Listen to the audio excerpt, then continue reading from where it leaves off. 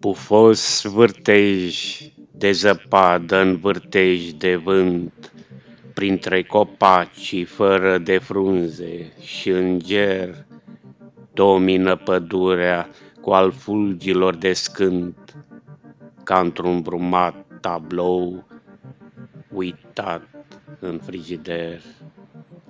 Pudrarea cu fulgi de zăpadă în dantelă, în frumusețe grandioasă, cu mâna cerului, lucind în soare, cristalele în alba capelă dau sfințire de caldă lumină austerului. Fulg cu fulg, zăpadă peste zăpadă așează, hermină albă în paiete, pe umeri de regină, pădurii cu miros de ace, timpul inobilează aristocrația în castitatea ei de pururi virgină. Întuneric si de fiu, adânc înfipt în mine, iscodind lumina iubirii cele ascunse, caută speranța, viziunea unei mâine, aventura viselor de patimi pătrunse.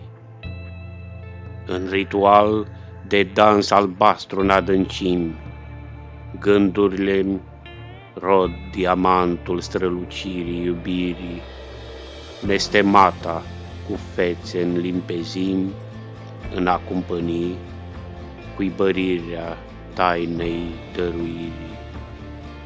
Strig în mine însumi în nopți d'argint coșmarul fiorului ce scânteie în vers, ard parfumată lumânare a fi un alin, verbului doinind a sufletul univers.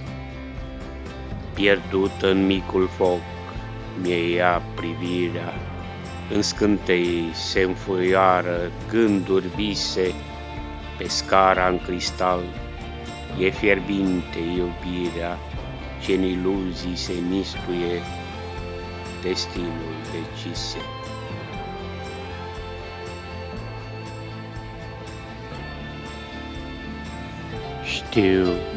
Știu că doare când aud o melodie ce mi-amintește de tine.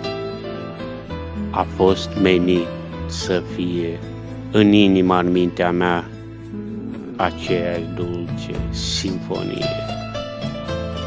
Doar tu mi-aduci lira împletită în fire de iubire, ești muză a versului trăire.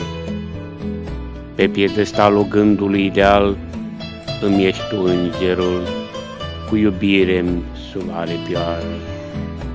Dar îngerii sunt între aștri, cine oare poate să-i sărute? Sunt iluzii în pulbere de stele.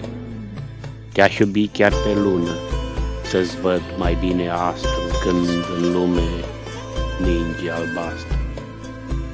Înger cu buze fierbinți, în visul mister mă alinți, dar curcubeul e doar culori. Smulsa ai aripioara visului, ca înger ce-ți dărui, trist a fi cu candela iubirii stinse. Aud aceeași melodie, iar îngerii mă fac a plânge, că la iubirea nu pot